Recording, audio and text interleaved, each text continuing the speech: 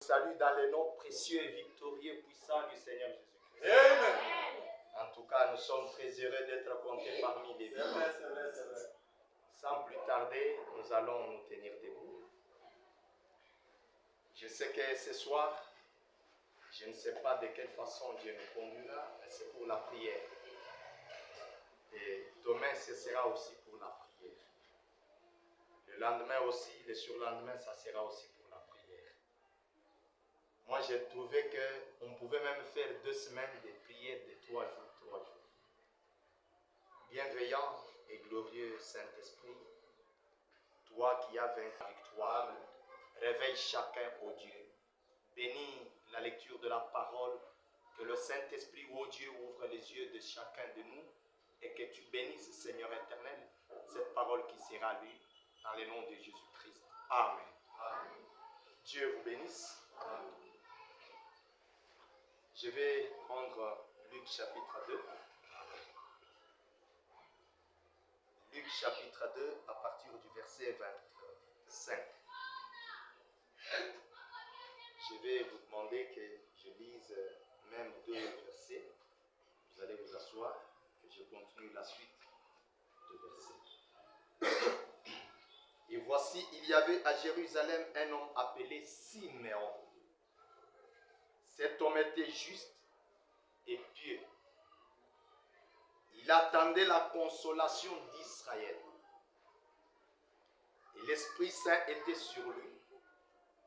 Il avait été divinement averti par le Saint-Esprit qu'il ne mourrait point avant d'avoir vu le Christ du Seigneur. Prière de vous asseoir. Il vint au temple, poussé par l'Esprit. Et comme les parents apportaient le petit enfant Jésus pour accomplir à son égard ce qu'ordonnait la loi, il est reçu dans ses bras, bénit Dieu et dit, je crois, vous avez l'intention de suivre ça. Maintenant, Seigneur, tu laisses ton serviteur s'en aller en paix selon ta parole. Car mes yeux ont vu ton salut. Salut que tu as préparé devant tout le peuple. Lumière pour éclairer les nations. Et gloire d'Israël, ton peuple. Son père et sa mère étaient dans l'admiration des choses qu'on disait de lui. Siméon le bénit et dit à Marie, sa mère, voici cet enfant est destiné à amener la chute et le relèvement de plusieurs en Israël. Et à devenir un signe qui provoquera la contradiction. Dieu bénisse sa parole. Je crois que l'heure est plus grave. Et nous n'aborderons jamais la réunion de prière comme toujours. Je crois que beaucoup peut-être sont venus à la réunion de prière de ce soir. Peut-être confesse les péchés, tu as mal fait, tout cela est bien. Mais je suis toujours tenu responsable à vous montrer qu'une seule chose. Vous connaître et ce qui vous appartient. Votre position. C'est à quoi vous devez vous attendre.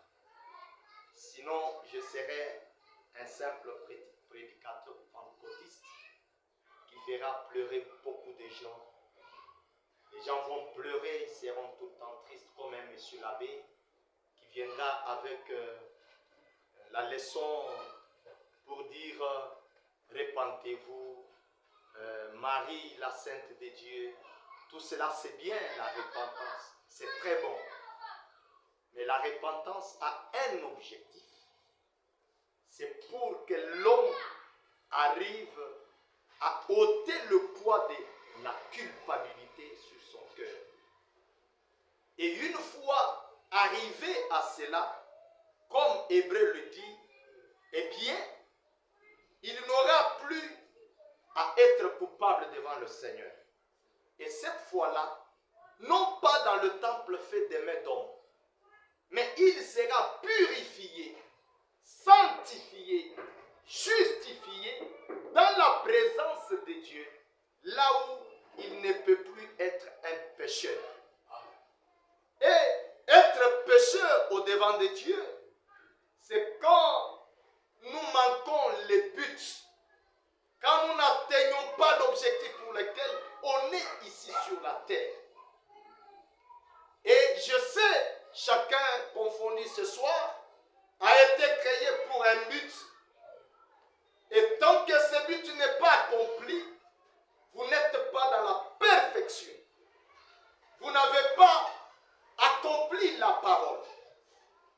Et je voudrais, comme une question à moi-même et à chacun de nous ce soir, nous exhorter.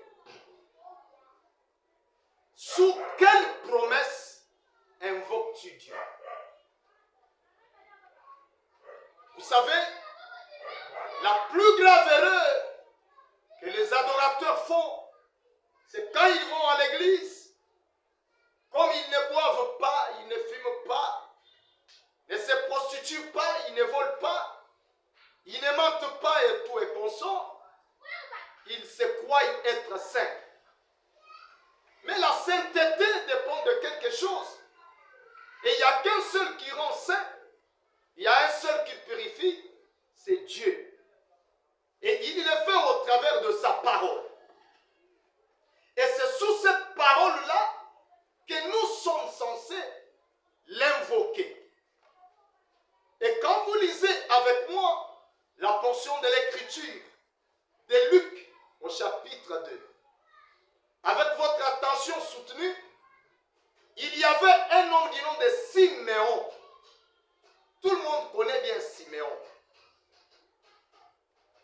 Et quand vous lisez très bien, c'était un papa âgé, un vieillard, presque aveugle, qui ne voyait pas. Vrai ou faux? Mais la personne, ce vieillard, ce sacrificateur, cet homme de Dieu, avait une promesse selon laquelle il ne mourra pas sans qu'il n'ait vu le Christ du Seigneur. Bien qu'étant aveugle, et je ne voudrais pas parler d'un Siméon d'il y a de cela 2000 ans non plus. Nous devons actualiser le verset. Tu es Siméon, et je le suis. Sous quelle promesse j'invoque Dieu? Si tu l'invoques sous la promesse périmée, il ne répondra pas. Il ne viendra pas. Il ne t'exaucera pas. Dieu a une adresse. Et quand il est sous une adresse, invoque-le, rejoins-le au travers de cette adresse. Ou sinon, il y a lieu comme un homme qui va à l'aéroport pour attendre M. X qu'il n'a jamais vu, qu'il ne connaît pas, et il ne sait pas à quoi il ressemble. Il passerait tout son temps. Il en est des mêmes de croyants qui vont à l'église. Ils adorent. Il y a de bonnes musiques, de très bons chants, un bon bâtiment, et qu'on sent une bonne organisation. Mais, écoutez, en train de passer son temps sans être sous la promesse qui lui a été faite. En dehors de cela, nous n'avons pas autre chose. C'est sous la promesse faite de Dieu aux croyants qu'il y a le bonheur, qu'il y a la paix joie. C'est sous la promesse que Dieu vous a faite, qu'il m'a faite, que je trouverai le salut. Tant que je ne suis pas sous la promesse, je peux monter et descendre. C'est une peine perdue. Siméon était là en train d'attendre aussi le Christ du Seigneur. On nous dit bien cet homme était juste. Il était pieux. Il attendait la consolation d'Israël. Et ta maison peut aussi être Israël. Notre église peut être Israël. Mon travail aussi. Donc chacun attend une consolation dans son domaine d'activité, dans son foyer, dans notre église. Mais sous quelle promesse? Il dit, et l'Esprit du Seigneur était sur lui. Il avait été divinement averti par le Saint-Esprit qu'il ne mourrait pas. Donc, que tu l'éveilles ou pas, toi, tu es un monument. C'est quand il viendra là, toi tu seras présent pour le voir et le consacrer. Donc, tant que je suis vivant, moi Siméon, sans recevoir le petit enfant entre mes bras et le consacrer, c'est que la promesse n'est pas encore accomplie. Mais aussi, une condition pour qu'elle s'accomplisse, soyez sous la promesse. Sachez quelle promesse. Et attendez la promesse. Ne soyez pas pressés. Ne courez pas derrière les mouvements. La Bible continue. Il avait été divinement averti. Donc il n'était pas un homme non éclairé. Il savait de Dieu comment la chose se ferait. Il dit qu'il ne mourrait point avant d'avoir vu le Christ du Seigneur. Il vint au temple, poussé par l'Esprit, et comme les parents apportaient le petit enfant Jésus pour accomplir à son égard, c'est qu'ordonnait la loi. Il le reçut dans ses bras, bénit Dieu et dit, maintenant Seigneur, tu laisses ton serviteur s'en aller en paix selon ta parole. Donc quand Dieu accomplit la parole, soyez prêts de laisser Dieu faire aussi sa part. Laissez Dieu la scène. Ne lui résistez pas. Diminuez quand lui est là. Amen. Il continue. Maintenant, Seigneur, laisse ton serviteur s'en aller en paix selon ta parole. Car mes yeux ont vu ton salut.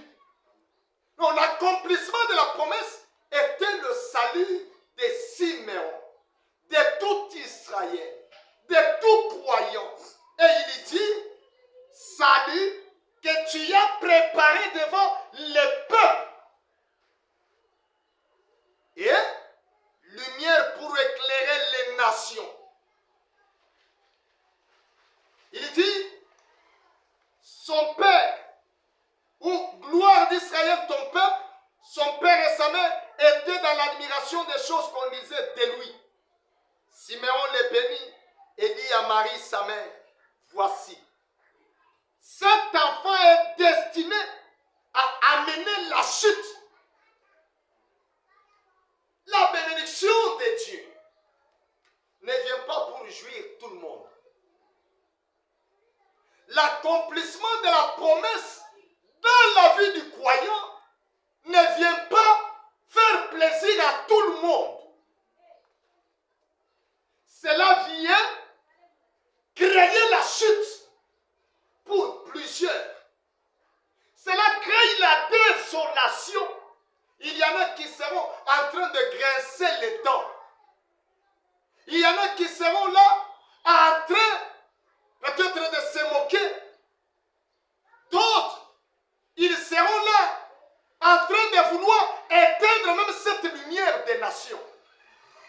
Judas était là. Il a même eu la commission d'éteindre la lumière, mais ne sachant pas qu'il était en train aussi de faire partie de l'accomplissement de la promesse qui était accomplie. Puisqu'il devait venir et mourir sur la croix. Mais comment arriver à la croix? Il devait y avoir un Judas, le ventre. Il devait y avoir un sacrificateur pour chercher la tête de Jésus. Donc la bénédiction, la promesse tant attendue par le croyant, il y a des mécontentements, des grincements des dents. Non seulement ça, mais cet enfant qui sera aussi la chute pour plusieurs, eh bien, il sera le relèvement de plusieurs en Israël. Quand il est là, Pierre regardera. Quand lui, il dira, les autres sont partis. Mais vous, que faites-vous ici? Allez-vous-en? Il leur dira, non, maître, à qui d'autre irions-nous? Car c'est toi qui as les paroles de la vie éternelle. Ce ne sont pas des paroles qu'un homme pouvait sortir de sa bouche. Et un papa, à l'âge de Simon, Jésus, un jeune de 30 ans presque, c'est impossible. Mais il regarde et lui dit, c'est toi qui as les paroles de la vie éternelle. En d'autres termes, Jésus était la source intarissable de la vie. Amen. Nous devons regarder en face notre promesse. Connaître notre promesse. Et nous devons nous attendre à notre promesse. Pas la promesse passée, mais la promesse de ce jour.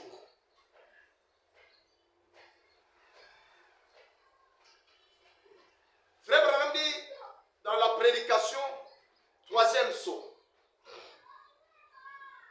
au point 70.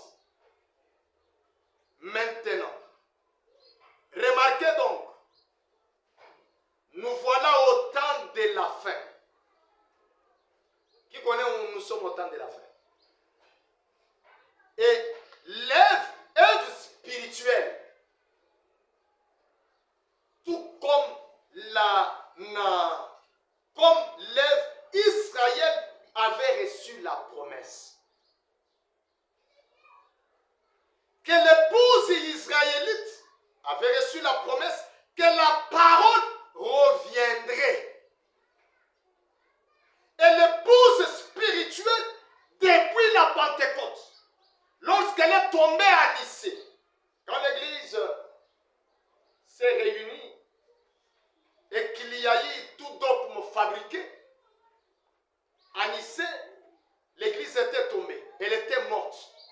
Quelques années après la Pentecôte. Alors, elle a reçu la promesse que dans les derniers jours, la parole reviendrait.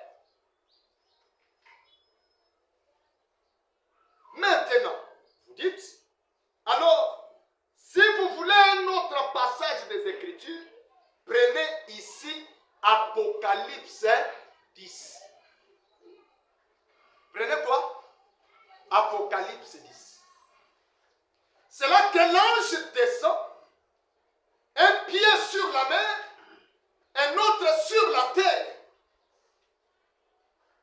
Nous devons veiller à ça.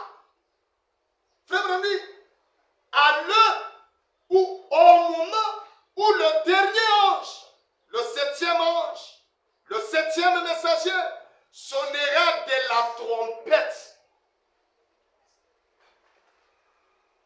Merci Jésus. Le mystère de Dieu est terminé.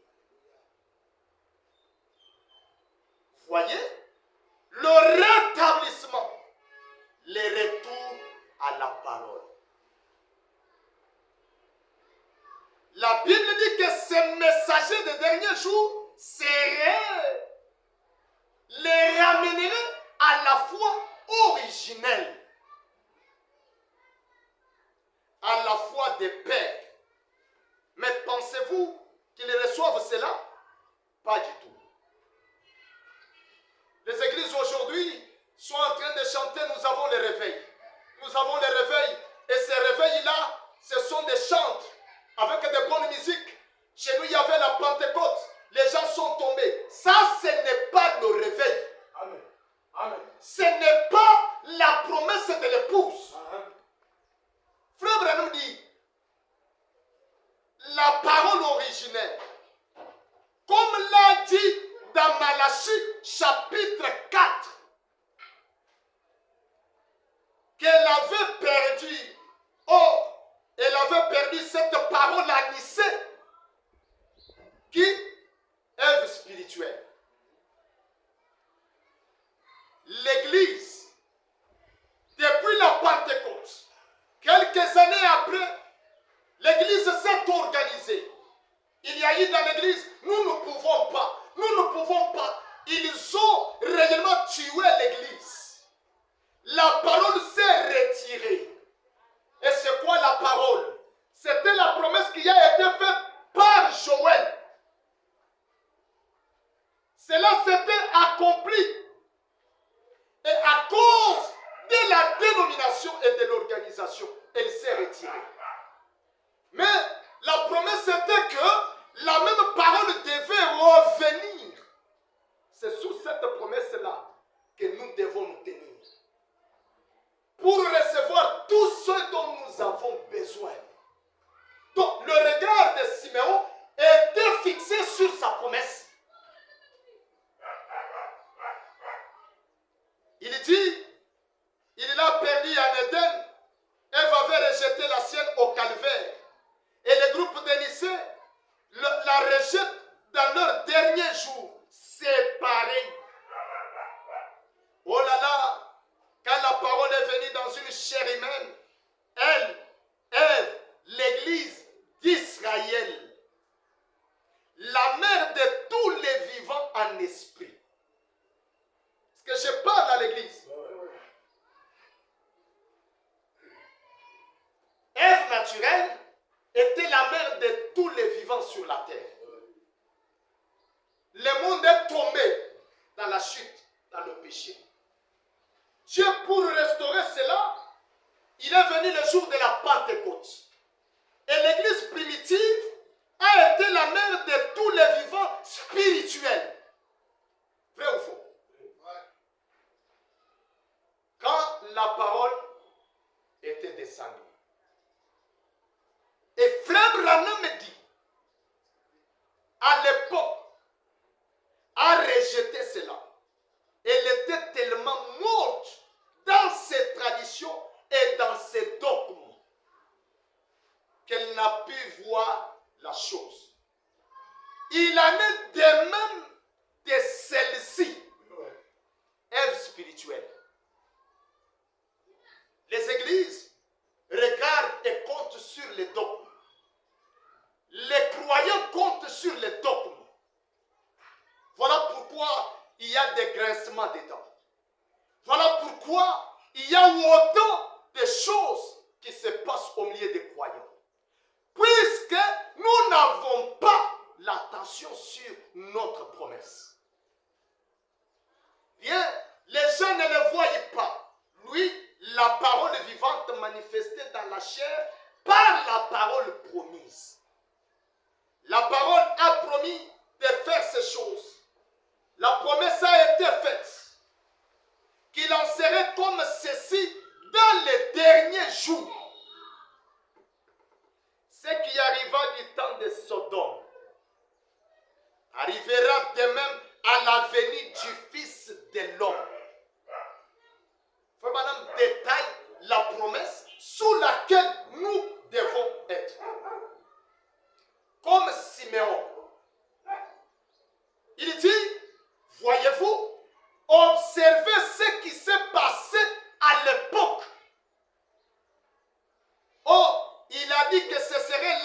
chose.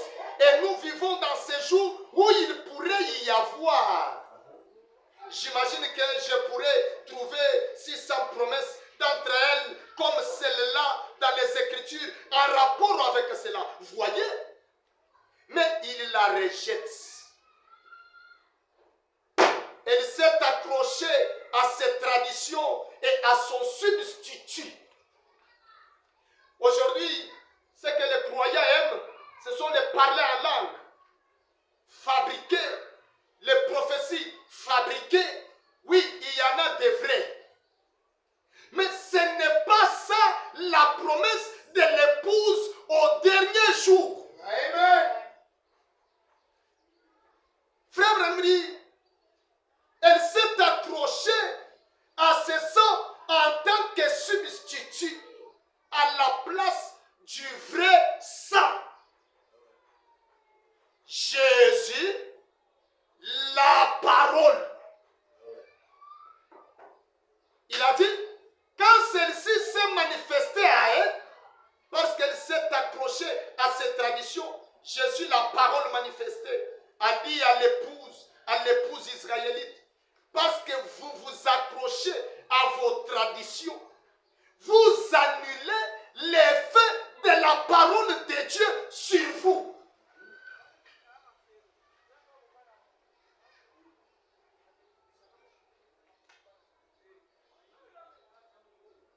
La femme dit, toi et moi, il n'y a pas de problème. Il ne peut pas y avoir de causerie. La parole devant elle, mais à cause des traditions, à cause des limites, elle regarde que non, je ne peux pas. Je ne peux pas. Quand vous regardez sur les dogmes, sur les traditions, sur ce que vous pensez croire, vous annulez l'effet de la parole. Vous annulez l'effet de la promesse.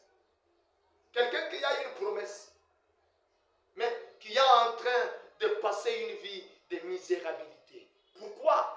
Puisqu'il est encore accroché aux traditions. Abraham en a souffert, puisque voulant satisfaire son père, voulant satisfaire son neveu, il a créé et il a subi une crise. Mais il avait la promesse que je ferai de toi une grande nation. Je multiplierai ta postérité. Mais celui à qui on promet la postérité, il est stérile aux yeux des hommes. Mais aux yeux de Dieu, il était fécond. J'ai dit aux yeux de Dieu, il était fécond. Aux yeux des hommes, il est pauvre. Mais aux yeux de Dieu, il est riche. Puisque Dieu, il est celui qui est riche à miséricorde. Amen. Voilà la raison pour laquelle aujourd'hui, les réveils qu'on est censé avoir, on a des réveils dénominationnels. On n'a pas eu de véritable réveil. Non, non, non et non. Branham dit 4 fois non. Certainement pas. N'allez pas vous imaginer qu'on a des réveils. On n'en a pas. Oh, ils ont des millions et des millions de membres d'église. Ce n'est pas parce que l'église s'agrandit qu'on a un véritable Dieu. Ce n'est pas un signe de la présence du réveil. Non. Même pas les instruments. Même pas les archevêques. Même pas des patrons. Même pas les autorités. Ce n'est pas un signe de réveil.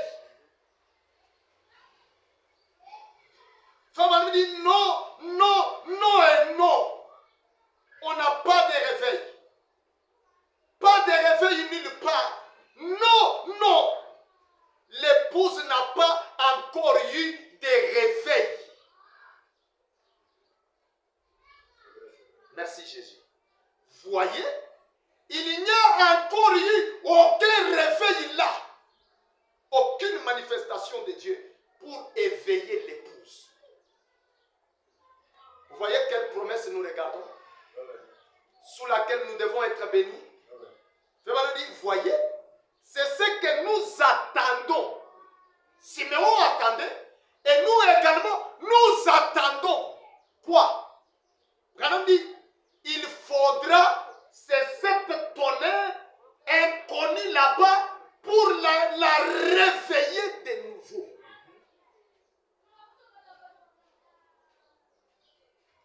Il les enverra. Il a promis. Bon. Observez donc. Elle était morte. Et maintenant, si les églises oubliaient leur credo, oubliaient leur dogme, pour prendre simplement la Bible et réclamer la promesse, alors elle ferait son effet sur elle. Amen. Quelle promesse? L'ouverture des tonnerres. Quand Moïse est allé à la montagne de Sinaï et qu'il y a eu les tonnerres, alors Israël a connu un réveil et c'était le temps des bénédictions d'Israël. Quand Jésus est venu, ce jour-là, Moïse a été dérobé par une nuée. Quand Christ vient et qu'il a été transfiguré, il y a eu le tonnerre et l'épouse a reçu ce temps-là un réveil. Comme quoi le Christ transfiguré, le Fils adopté. Et il a promis qu'en ces derniers jours, tout ce que Dieu devait révéler à l'épouse sont contenus dans le mystère des tonnerres. C'est là qu'il doit y avoir un véritable réveil. Et quand le réveil s'accomplit, c'est là que toutes les bénédictions sont propriétaires à l'épouse. Nous allons nous tenir debout. Seigneur, j'ai besoin de voir aussi l'accomplissement de la promesse dans ma vie. Cette fois-ci, le mystère de tonnerre devient individuel. Ce n'est pas un problème à généraliser, mais ça doit être quelque chose que vous devez vous en emparer. Je vais. Dans ma vie, je vais. Dans mon foyer, je vais. Dans mes affaires, je vais. Laissez les tonnerres gronder. Alors il y aura des éclairs et la voie sera éclairée. Comme Siméon a été éclairé, ce soir, quelqu'un doit être éclairé. Tant que nous sommes attachés au substitut, tant que nous sommes attachés au dogme de tradition de l'Église, rien ne marchera. Mais nous devons nous débarrasser des traditions, des dogmes, de la religion et laisser Dieu devenir une réalité, car le tonnerre, c'est la voix même de Dieu qui doit gronder et qui doit parler au cœur du croyant, qui doit vous révéler véritablement les choses cachées. Ce qui était mystère doit être connu. Amen. Pourquoi? Puisque tu es une bénédiction. Et sache que quand tu es une bénédiction et que tu détiens une promesse, la promesse de Dieu ne peut jamais expirer. Quand tu détiens la promesse qu'il t'a dit que je ferai de toi telle chose, même pas un sorcier ne peut ravir votre promesse. Amen. Personne ne peut s'emparer de ta promesse. Personne. Personne ne peut dévier ta promesse. Et tu dois connaître sous quelle promesse tu dois l'invoquer. Et l'épouse doit invoquer Jésus sous la promesse d'Apocalypse 10, sous la promesse de Malachie 4, sous la promesse de la révélation mystérieuse de cette tonnerre. C'est là que nous saurons qui nous sommes pour lui et en lui, et qui il est pour nous à nous.